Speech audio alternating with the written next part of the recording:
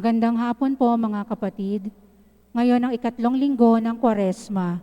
Ang mamumuno po sa ating banal na misa ay si Reverendo Padre Benny Tuason. Magsitayo ang lahat.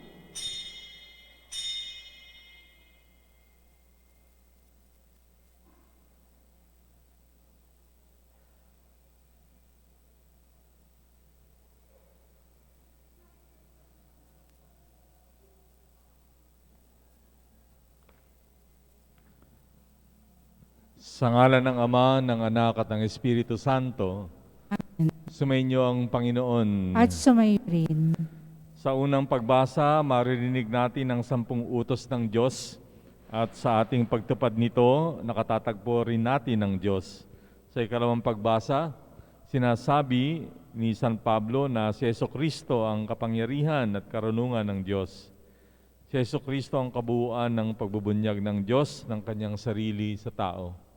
At atin ding iugnay ang ating ebanghelyo ngayon sa ating patuloy na pinagninilayan o katisismo sa pagbubuhos ng banal na tubig sa atin nung tayo binyagan.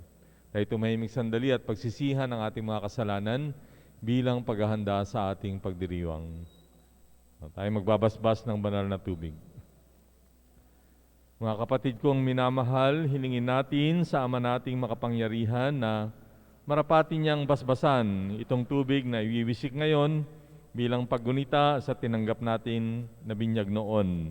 Pagkalooban nawa niya tayo ng panibagong lakas para sa pamamalaging matapat sa Espiritu Santo na ating tinanggap.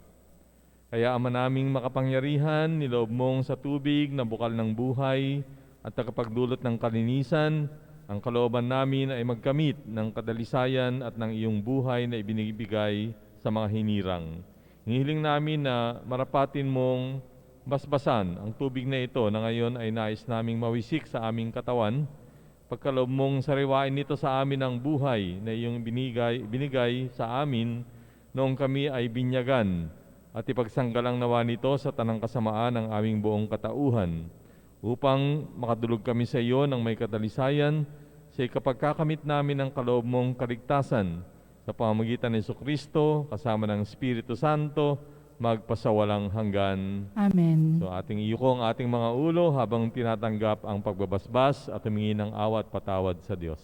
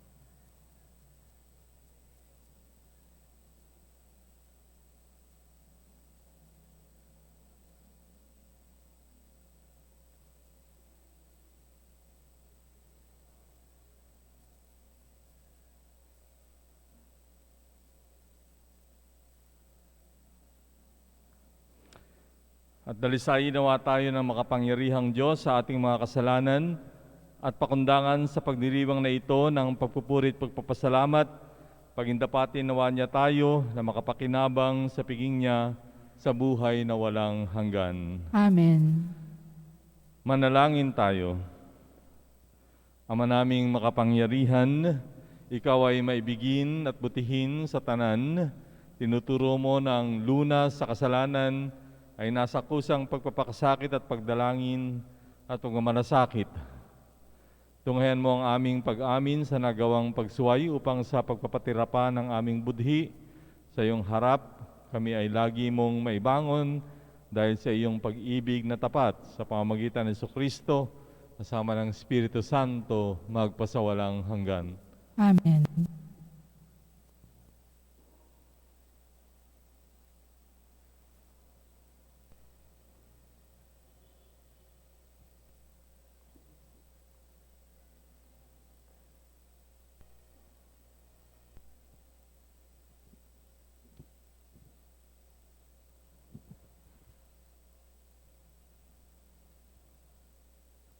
Pagbasa mula sa aklat ng Exodo.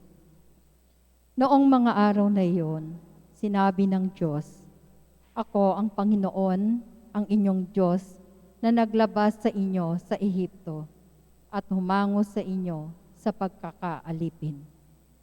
Huwag kayong magkaroon ng ibang Diyos maliban sa akin. Huwag kayong magkakaroon ng Diyos-Diyosan o kaya'y larawan o rebulto ng anumang nilalang na nasa himpapawid, nasa lupa, o nasa tubig.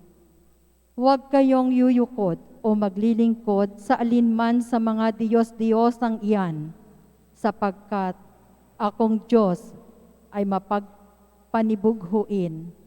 Parurusahan ko ang lahat ng aayaw sa akin, pati na ang kanilang mga anak, hanggang sa ika-4 na saling lahi. Ngunit ang lahat ng umiibig sa akin ay pagpapalain ko hanggang sa kanilang kaapu-apuhan. Huwag ninyong babanggitin sa walang kabuluhan ang pangalang Panginoon, sapagkat parurusahan ko ang sinumang bumanggit nito ng walang kabuluhan.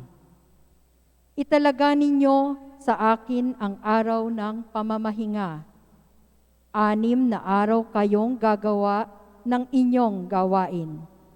Ang ika-7 araw ay araw ng pamamahinga at itatalaga ninyo sa akin. Sa ika-7 araw, walang gagawa isa man sa inyo. Kayo, ang inyong mga anak, mga katulong, mga inyong mga hayop, o sino mang naninirahan sa inyong bayan. 6 na araw ang ginawa ko, ang langit, ang lupa, ang mga dagat, at ang lahat ng nasa mga ito, na mahinga ako sa ika-7 araw. Itinangi ko ito at itinalaga para sa akin. Igalang ninyo ang inyong ama't ina. Sa gayoy, mabubuhay kayo ng matagal sa lupaing ibinigay ko sa inyo. Huwag kayong papatay. Huwag kayong mangangalunya. Huwag kayong magnanakaw. Huwag kayong sasaksi sa di katotohanan laban sa inyong kapwa. Huwag ninyong pag-iimbutan ang sambayanan ng inyong kapwa, ang kanyang asawa, mga alila, mga baka, asno, o ang anumang pag-aari niya. Ang salita ng Diyos. Salamat sa Diyos. Panginoon, iyong taglay, ang salitang bumubuhay.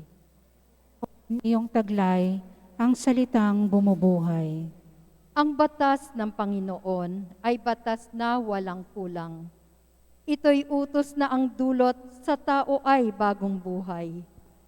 Yaong kanyang mga batas ay mapagtitiwalaan, nagbibigay ng talino sa lahat ng kaisipan.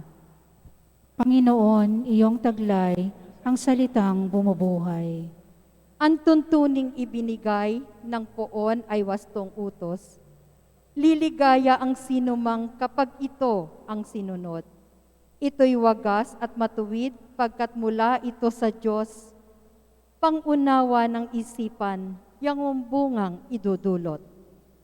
Panginoon, iyong taglay, ang salitang bumubuhay. Yaong paggalang sa poon ay marapat at mabuti. Isang banal na tungkulin na iiral na parati. Pati mga hatol niya'y matuwid na kahatulan. Kapag siya ang humatol, ang pasya ay pantay-pantay. Panginoon, iyong taglay, ang salitang bumubuhay. Ito'y higit pa sa ginto na maraming nagnanais. Higit pa sa gintong lantay na ang hangad ay makamit. Matamis pa kaysa pulot, sa pulot na sakdang tamis. kahit anong pulot ito na dalisay at malinis. Panginoon, iyong taglay, ang salitang bumubuhay.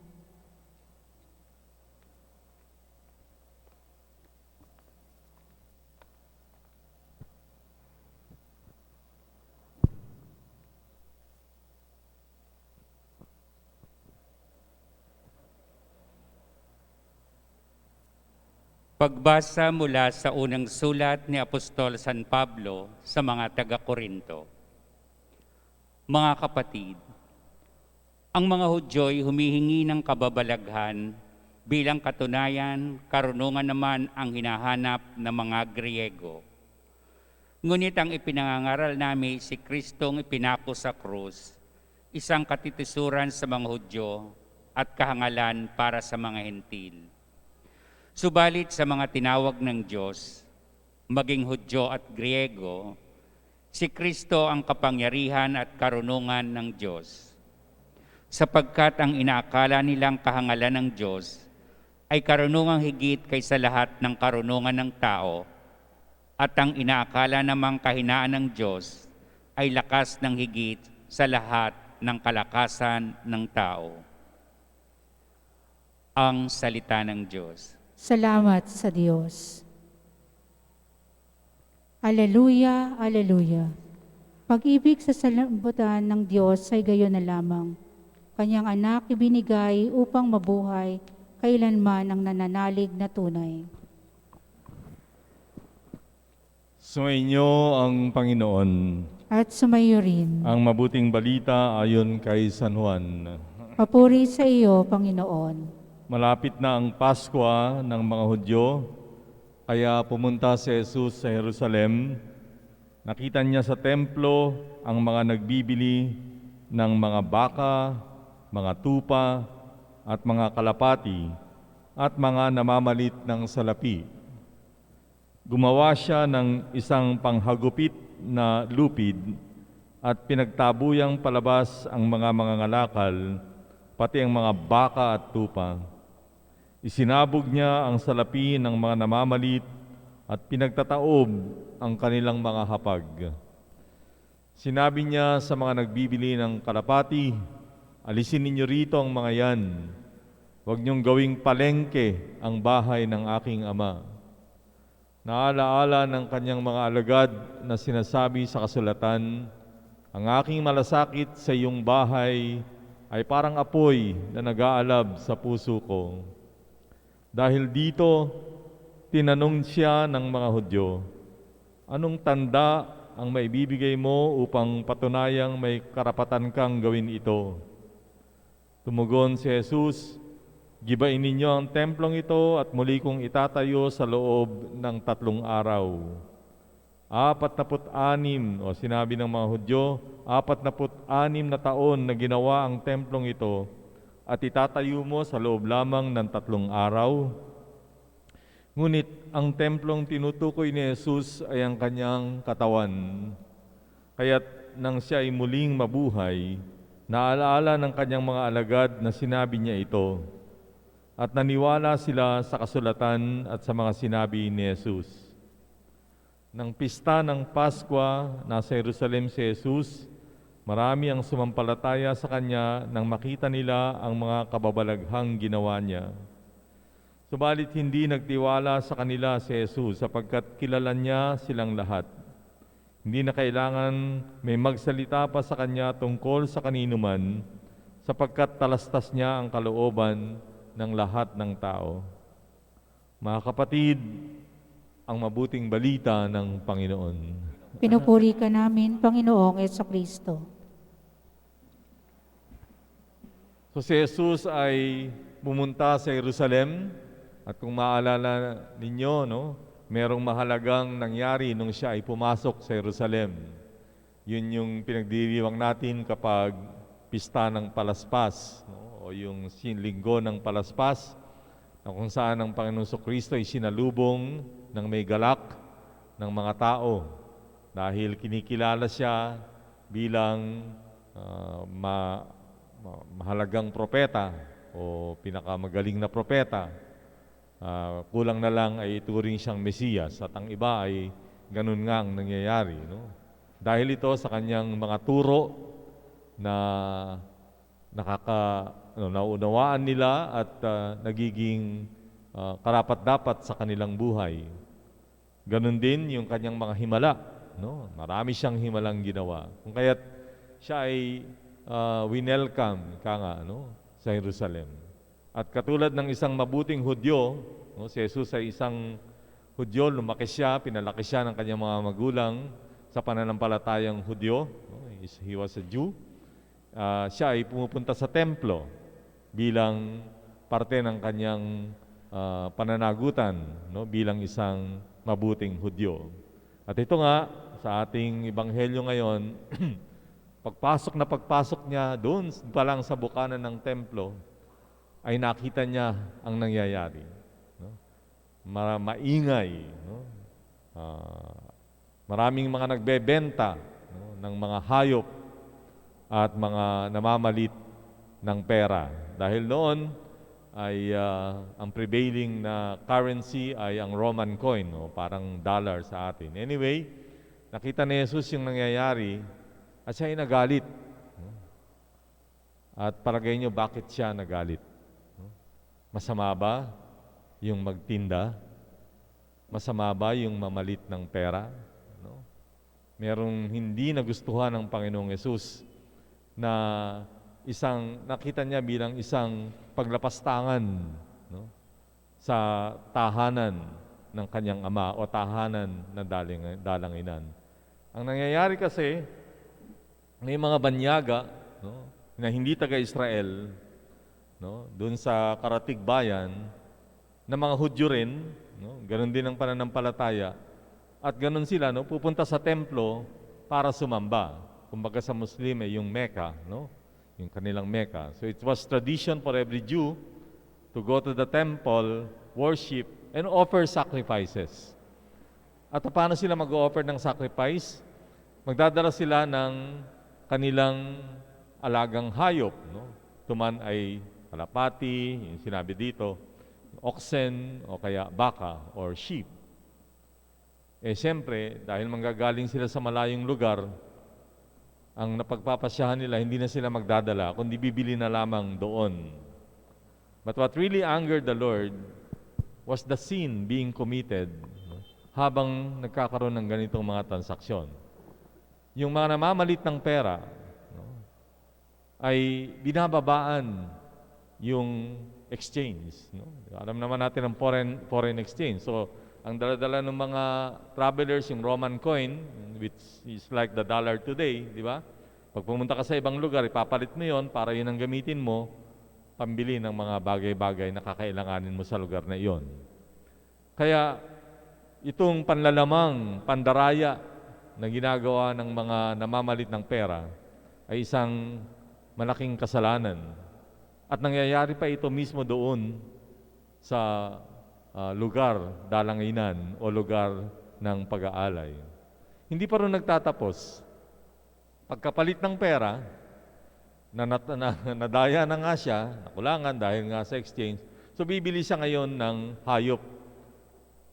Whether it's a sheep, an oxen, a dove, or whatever, para ialay. Yung mga nagtitinda ngayon, sasamantalahin naman, di ba? Kahit ngayon nangyayari yan Kasi captured na ito, client, di ba? Kailangan talaga nila yung hayop na bibilin, minamahalan naman nitong mga nagtitinda. Sinasamantala nila. Inisip nila, siyempre, nagpunta ka dito para mag-offer. Ngayon, kung ayaw mo bilhin, diwag, wala kang ma-offer. So, forced, na bumili sila sa mga halaga na sobra dun sa dapat na bilhin. Again, another way of shortchanging these travelers. Kaya nagalit si Jesus. Mismo doon ginagawa yung pandaraya. Mismo doon ginagawa yung panlalamang. At nagiging kawawa itong mga Hudyong nanggagaling sa ibang lugar. And that's why, what he did, he got gumawa siya ng panlatigo at pinagtataob, pinagsisipa lahat, umalis kayo dito. So hindi siya galit dahil nagtitinda. Hindi siya galit dahil namamalit ng pera. Galit siya dahil mga makasalanan yung mga taong yon at ginagawa nilang yung panlalamang mismo sa loob. But it's not just those two things. No? Meron pang isa. Yun ay lugar ng kung saan ka mananalangin. So yung mga tao, yung mga Hudyo na galing sa ibang bansa, dapat bibigyan ng pagkakataon para sila ay makapagniig sa Diyos sa pamamagitan ng panalangin. Kaya lang, siguro kagagawa ng mga leader ng templo, o yung mga matuturing nating pari doon, sila mismo yung nagkomisyon doon sa mga nanininda at saka nagmamalit ng pera para pumuwesto doon. So sinira yung solemnidad ng lugar. At dahil doon ay hindi rin nakapag-concentrate itong mga taong ito. And so, the Lord got angry at them. And then, He cleansed the temple. Nilinis niya ng mga masasama. Nilinis niya dun sa mga nagsasamantala. Nilinis niya ng mga taong hindi karapat-dapat. And here we can connect it to our gospel today, or to our catechism, di ba? Dahil sa ating binyag, ang Panginoong Kristo rin ang naglinis ng ating pagkatao, ng ating kaluluwa sa pamamagitan ng pag-aalis ng kasalanang mana. Yan ang nangyayari kapag tayo ay binubuhusan ng tubig. Yung tubig, simbolo ng paglilinis. And we know, alam natin ang papel na ginagampanan ng tubig sa ating buhay. At kahit sa kasaysayan ng ating kaligtasan, ang tubig ang ginagamit ng Diyos para ipakita yung kanyang paglilinis at pagpapalaya sa atin sa kasalanan. Nung panahon ni Noe, naalala natin, di ba? Sobrang makasalanan ng tao noon. Kung kaya't ipinasya ng Diyos na bahain, magkaroon ng napakalaking baha sa mundo na ikinamatay ng maraming tao maliban dun sa mga nakasama ni Noe sa arko. Flood, water was used in order to cleanse the world of sin. And only those who were with Noah in the ark were made free. Pangalawa, nung tumatakas sa Ehipsyo o sa Ehipto, yung mga taga-Israel, di ba? Sila ay nakulong doon sa Babylon at naging mga alipin. At maraming beses, pinadalhan ng salot ang paraon para palayain ang mga taga-Israel. So finally, sa isang araw, doon sa pinakamatinding salot, pinalaya sila. Anong nangyari sa mga Israelita? Naglakbay sila sa ilang, sa disyerto. Pero hinabol sila ng mga Ehipsyo. Pero paano sila naligtas? Nung pagdating doon sa Red Sea, ang Red Sea ay nagpart o bumuka, dumaan ang mga Israelita at nang humabol yung mga Ehipto, bumalik yung tubig at sila'y nangalunod. Ang tubig muli ang naging dahilan ng pagpapalaya sa Israel hanggang makarating sila doon sa Promised Land na sinasabi. So, matindi yung simbolo na ibinibigay ng tubig sa ating pananampalataya. At yun din ang ginagamit natin sa binyag. Na tayo ay nawawalan ng sariling mana o ng kasalanang mana. Pinalalaya tayo dito sa kasalanan na nakamit ng ating mga ninuno na si Eva at si Adan. Na ang dahilan ay yung kanilang kasalanan na hindi pagtupad sa kagustuhan ng Diyos at dahil sa kanilang pagiging ganid din sa kapangyarihan at sa anumang pagdulot ng kaligayahan sa kanilang katawan. Kasi nga, anong sabi? Huwag niyong kakainin ang prutas ng puno na nasa gitna ng paraiso. Kainin niyo na lahat, wag lang yun.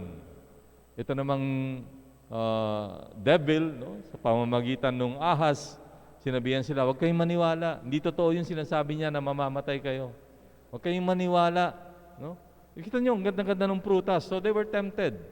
Make the long story short, kumuha si Eva, tumikim, nasarapan, binigyan si Adan, nasarapan, and then they realized Doon nila nakita, no? Finally, nalaman nila na sila'y hubad, nakalaman nila kung anong tama at mali, and then, they discovered they disobeyed the Lord, and they were, yun, pinarusahan sila. Anong kasalanan? Sinuway ang utos. Ano yung sinuway? Na hindi sila dapat kumain. And what was that? Naging ganid din, di ba? Naging ganid sila dun sa kapangyarihan, naging ganid sila dun sa katalinuhan, naging ganid sila dun sa prutas na ipinagbawal ng Panginoon. Yun din ang nilinis ng Panginoon dun sa templo. At siguro yun din ang mahalagang linisin natin sa ating sarili at mangyayari yan sa awa at patawad ng ating Panginoon. But let's go back, di ba? So yun ang ibig sabihin ng ating binyag, na maraming beses parang binawalang bahala natin. Panlabas, nakikita natin yung tubig tumutulo, hinuhugasan yung ulo. Pero panloob, may nangyayaring mahalaga. Tayo'y pinapawalang sala sa ating kasalanang mana. At yun sana ay ating mapanatili sa lahat ng panahon. Yun ang ating maging buhay. Magkaroon tayo ng bagong buhay sa Panginoon at atin siyang laging sinusunod katulad ng binanggit sa unang pagbasa ng mga 10 utos. At sa bawat panahon siguro na nakikita natin ang tubig, maalala natin itong nangyari sa atin sa binyag. Kapag umiinom, naliligo, nagsiswimming, umuulan, or whatever way we see water doing its job, nagawa niya yung pagtulong sa tao. Sana makita rin natin na ang tubig na ito ang naging tanda para ang ating panloob o ang ating kaluluwa ay palayain ng Diyos sa kasalanang mana. Tayo tumayo, ating ipahayag ang ating pananampalataya. Sumasampalataya ako sa Diyos amang makapangyarihan sa lahat, na may gawa ng langit at lupa. Sumasampalataya ako kay Jesucristo, isang anak ng Diyos, Panginoon nating lahat. Nagkatawang tao siya lalang ng Espiritu Santo, pinanganak ni Santa Mariang Birhen, pinagpakasakit ni Poncio Pilato, ipinako sa krus na matay inilibing, nanaog sa kinaroroonan ng mga yumao, nang may 3 araw na buhay na maguli, humakyat sa langit, naluluklok sa kanan ng Diyos amang makapangyarihan sa lahat. Doon magmumulang paririto at uhukom sa nangabubuhay at nangamatay na tao. Sumasampalataya naman ako sa Diyos Espiritu Santo, sa banal na simbahang Katolika, sa kasamahan ng mga banal, sa kapatawaran ng mga kasalanan, sa pagkabuhay na muli ng nangamatay na tao, at sa buhay na walang hanggan. Amen. Manalangin tayo sa dakilang Ama upang makapag-alay tayo sa Kanya ng dalisay na pagsamba.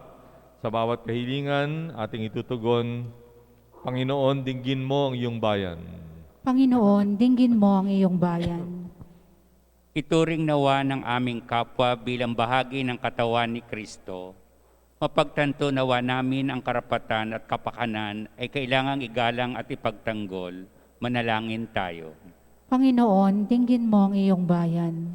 Magtulungan nawa ang mga pinuno ng simbahan at pamahalaan tungo sa pagpapaunlad ng buhay ng bawat mamamayan, lalo na ang mga maliliit sa lipunan. Manalangin tayo. Panginoon, dinggin mo ang iyong bayan. Isa puso nawa namin ang 10 utos ng Diyos, maging tanda nawa ng aming pag-ibig at pananalig sa Kanya ang pagtupad namin sa mga ito.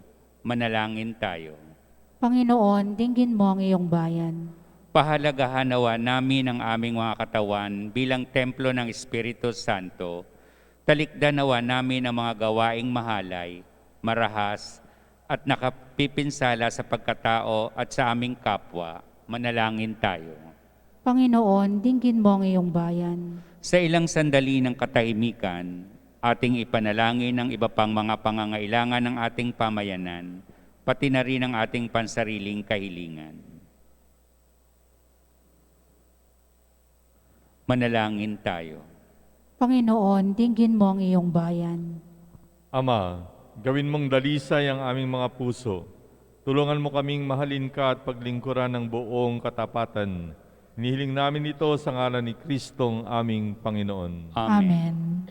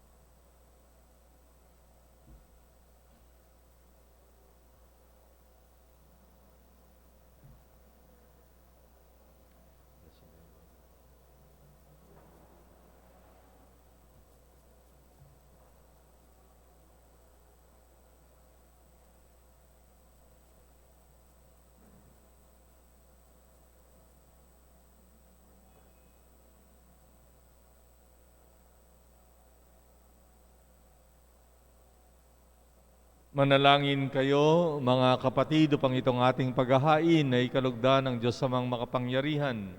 Tanggapin nawa ng Panginoon itong paghahain sa iyong mga kamay, sa kapurihan niya at karangalan, sa ating kapakinabangan, at sa buong sambayanan niyang banal. Ama naming lumikha, kalugdan mo ang aming paghahain upang ang mga kasalanan naming hinihingi ng kapatawaran sa iyo ay matutuhan din naming ipatawad sa kapwa-tao sa pamamagitan ni Jesucristo, kasama ng Espiritu Santo, magpasawalang hanggan. Amen. Sumainyo ang Panginoon. At sumayo rin. Sa Diyos ang inyong puso at diwa. Itinasa namin sa Panginoon. Pasalamatan natin ang Panginoong ating Diyos. Marapat na siya ay pasalamatan. Ama naming makapangyarihan, tunay ngang marapat na ikaw ay aming pasalamatan sa pamamagitan ni Jesucristo na aming Panginoon. Binibigyan mo kami ng bagong pagkakataon upang ganapin ang paghahanda ngayon para sa pagdiriwang ng muling pagkabuhay.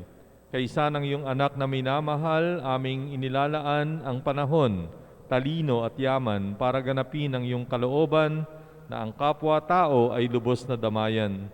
Sa pagdiriwang namin sa aming pagsilang bilang mga kaanib ng iyong sambayanan, kami ay iyong pinagkakamit ng katayuang ganap sa pagtatangkilik.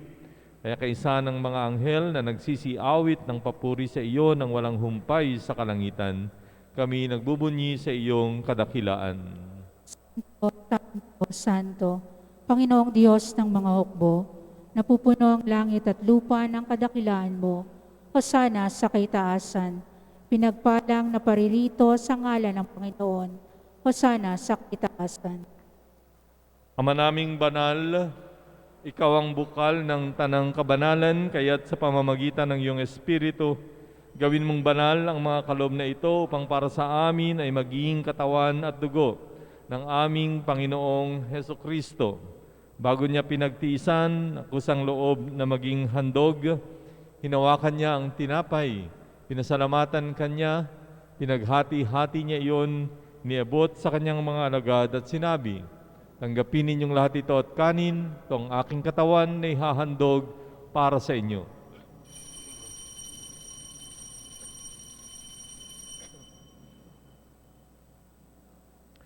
Gayun din naman, nung matapos ang hapunan, hinawakan niya ang kalis.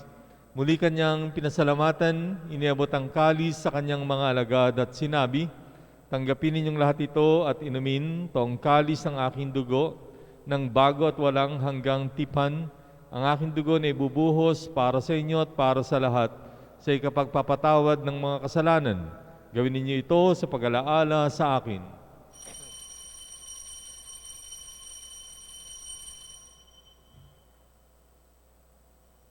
Pagbunyi natin ang misteryo ng pananampalataya. Sa krus mo at pagkabuhay, kami natubos mong tunay. Poong Jesus naming mahal, iligtas mo kaming tanan, ngayon at magpakailanman. Ama, ginagawa namin ngayon ang pag-alaala sa pagkamatay at muling pagkabuhay ng iyong anak, kaya tiniaalay namin sa iyo ang tinapay na nagbibigay buhay at ang kalis na nagkakaloob ng kaligtasan. Kami nagpapasalamat dahil kami ay iyong minarapat na tumayo sa harap mo para maglingkod sa iyo. Sinasamo namin kaming magsasalo-salo sa katawan at dugo ni Kristo ay mabuklod sa pagkakaisa sa pamamagitan ng Espiritu Santo. Amalingapin mo ang iyong simbahang laganap sa buong daigdig. Puspusin mo kami sa pag-ibig. Kaysa ni Francisco na aming Papa, ni Broderick na aming tagapangasiwa, at ng Tanang Kaparian. Alalahanin mo rin ang mga kapatid naming nahimlay nang may pag-asang sila'y muling mabubuhay. Gayon din ang lahat ng mga pumanaw. Kaawaan mo sila at patuloyin sa iyong kaliwanagan. Kaawaan mo't pagindapatin kaming lahat na makasalo sa iyong buhay na walang wakas. Kaysa ng mahal na Birheng Maria na ina ng Diyos, ni San Jose na kanyang esposo, kaysa ng mga apostol at ang lahat ng mga banal na namuhay dito sa daigdig ng kalugod-lugod sa iyo, may pagdiwang nawa namin ang pagpupuri sa ikararangal mo sa pamamagitan ng iyong anak na aming Panginoong Heso Kristo. Sa pamamagitan ni Kristo, kasama niya at sa Kanya, ang lahat ng parangal at papuri sa iyo, Diyos amang makapangyarihan, kasama ng Espiritu Santo, magpasawalang hanggan. Amen. Sa tagubilin ng mga nakagagaling na utos at turo ni Jesus na Panginoon natin at Diyos, pahayag natin ng lakas loob. Ama namin, sumasalangit ka, sambahin ang ngalan mo, mapasa amin ang kaharian mo, sundin ang loob mo dito sa lupa para nang sa langit. Bigyan mo kami ngayon ng aming kakanin sa araw-araw, patawarin mo kami sa aming mga sala, para ng pagpapatawad namin sa nagkakasala sa amin. Huwag mo kaming paintulot sa tukso, at adya mo kami sa lahat ng masama. Nihiling namin na kami ay adya sa lahat ng masama, pagkalooban ng kapayapaan araw-araw, iligtas sa kasalanan, ilayo sa lahat ng kapahamakan, samantalang aming pinananabikan ang dakilang araw ng pagpapahayag ng tagapagligtas naming si Jesu Kristo. Sapagkat iyo ang kaharian at ang kapangyarihan at ang kapurihan magpakailanman. Amen. Panginoong Jesu Kristo, sinabi mo sa iyong mga apostol, kapayapaan ang iniiwan ko sa inyo, ang aking kapayapaan ang binibigay ko sa inyo. Tunghayan mo ang aming pananampalataya at huwag ang aming pagkakasala. Pagkalooban mo kami ng kapayapaan at pagkakaisa ayon sa iyong kalooban, kasama ng Espiritu Santo, magpasawalang hanggan. Amen. Ang kapayapaan ng Panginoon ay sumainyong lahat. At sumayo rin. Bigayan kayo ng kapayapaan sa isa't isa. Kordero ng Diyos na nag-aalis ng mga kasalanan ng sanlibutan, maawa ka sa amin. Kordero ng Diyos na nag-aalis ng mga kasalanan ng sanlibutan, maawa ka sa amin. Kordero ng Diyos na nag-aalis ng mga kasalanan ng sanlibutan, ipagkaloob mo sa amin ang kapayapaan. Mga kapatid, masdan niyo ang ating Panginoong Jesucristo, ang Kordero ng Diyos na nag-aalis ng mga kasalanan ng sanlibutan. Mapapalad ang mga inanyayahan sa kanyang piging. Panginoon, hindi ako karapat-dapat na magpatuloy sa iyo, ngunit sa isang salita mo lamang ay gagaling na ako.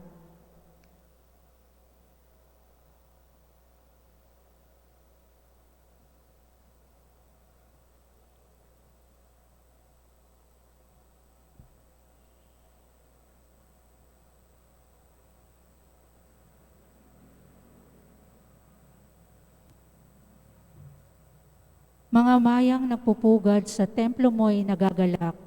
Panginoon, silang lahat sa bawat oras kita ang mapapalad.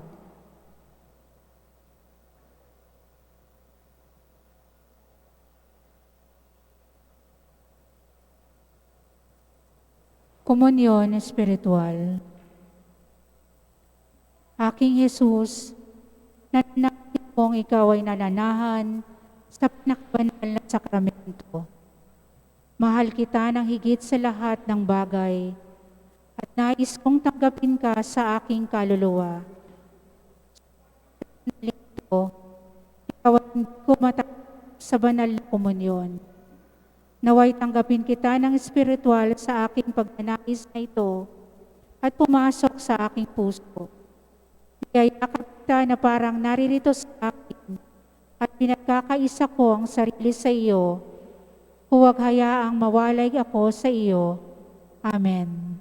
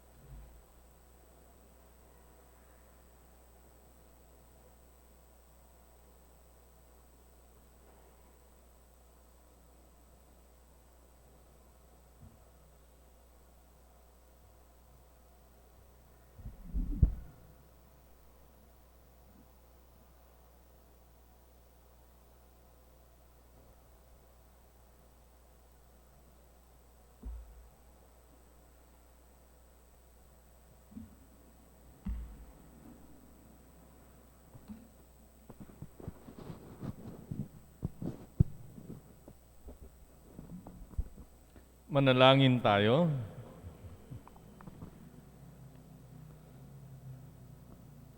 Ama naming mapagmahal, sa pakikinabang namin sa iyong banal na piging, pinagsalusaluhan namin ang bigay mong pagkain. Ang ginaganap namin ngayon sa pagdiriwang ay lubos nawang mangyari sa gawain namin araw-araw sa pamamagitan ni Jesucristo kasama ng Espiritu Santo magpasawalang hanggan. Amen. Magsiupo po ang lahat. Bilang tugon sa panawagan ng simbahan, ang lahat po ng araw ng linggo sa panahon ng Kwaresma ay nakatalaga bilang Alay Kapwa Sunday. Magkakaroon po tayo ng second collection hinggil dito. Ang lahat ng malilikom ay ibibigay sa Caritas Manila upang ipamahagi sa mga kapatid nating nangangailangan. Nagdaraos po tayo ng daan ng krus o Way of the Cross sa loob ng simbahan tuwing Biyernes sa buong panahon ng Kwaresma. Pagkatapos ng ika-6 na gabing misa, inaanyayahan po ang lahat na makiisa. Available na po ang mga Lenten bags para paglagyan ng ating mga naipon, bunga ng ating mga sakripisyo sa panahon ng Kwaresma. Ito po ay ating iaalay sa darating na Huwebes Santo sa misa ng huling hapunan ng Panginoon. Humingi lamang po sa mga ushers. Nais din po nating ipaalam na nagdagdag po tayo ng misa tuwing araw ng linggo. Ito ay sa ganap na 7:30 ng gabi o 7:30 p.m. Ngayon po ay ating pakinggan ang ulat, pasasalamat at paanyaya ng ating kura paroko, Father Benny Tuason. So bilang ulat po, ikinagagalak kong ibalita na natamo natin ang minimithi natin sa ating 2M 4M Fund Raising Project. Nakatanggap tayo ng halagang 2,061,874 pesos and 75 centavos. So ang target natin ay 2 million lang, pero yun ay nahigitan pa natin. So pinatunayan natin na pag tayo nagsama-sama, nagkaisa, nagtulong-tulong, marami tayong magagawang malalaking mga programa. Maraming nagduda sa ating proyekto dahil sa pandemic, pero mas nangibabaw yung ating pagiging mapagbigay at malasakit. Kaya malaking tulong ito upang may taguyod ang misyon ng simbahan. No? Kaya sa bawat binyag, sa bawat kasal, anumang mga gagawin natin dito, kasama kayo dun sa mga taong nabibigyan ng pagkakataong maligtas. Kaya sa ngalan ng mga mananampalataya ng ating parokya, taus-pusong nagpapasalamat kami sa inyo na nagmagandang loob at nakibahagi sa layunin na itaguyod ang misyong pagliligtas ng simbahan. Asahan ninyo na ang Diyos ay hindi natin mahihigitan sa pagiging mapagbigay o sa Kanyang kabutihan. Subalit hindi dito nagtatapos ang ating pagkakataon na maging bahagi sa kaligtasan ng ating kapwa. Itutuloy pa rin natin ang ating Stewardship Pag-asa program. Malugod pa rin nating tatanggapin ang inyong mga alay pasasalamat bilang suporta sa mga gawaing pagliligtas ng simbahan. Maraming salamat po. Magsitayo na tayo. Sumainyong Panginoon. At sumayo Palain rin. kayo ng makapangyarihang Diyos, Ama, Anak at Espiritu Santo. Amen. Sa ating pagdiriwang, humayo kayo sa kapayapaan ni Kristo. Salamat sa Diyos. Sa susunod na linggo po, sige o, susunod na linggo, yun namang ating pagninilayan sa binyag ay yung pagpapahid ng langis. No? Ano bang ibig sabihin ito sa pagbibinyag at sa ating buhay. Salamat po.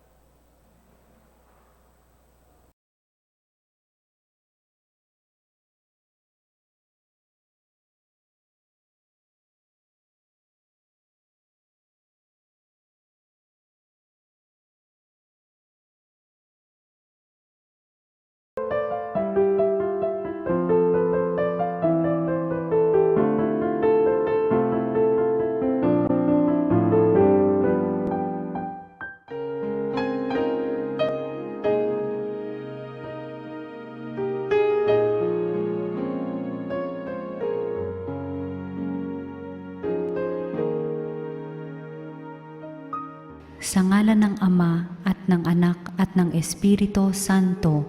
Amen. O San Antonio, pinili ka ng Diyos na ipabatid sa daigdig ang iyong kabanalan upang maakit ang marami sa paggawa ng mga kabutihan.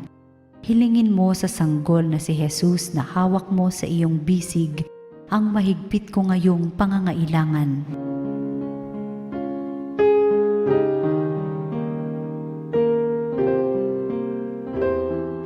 Samahan mo ako sa aking panalangin sapagkat ang dasal ng isang banal na kagaya mo ay dinirinig ng Diyos. Pagkalooban nawa ako ng Panginoon ng tanda ng kanyang pagmamahal, pagkalinga at paggabay. Sa tulong mo, naway ipagkaloob niya sa akin ang kaganapan ng buhay at ang pag-ibig na walang hanggan. Amen.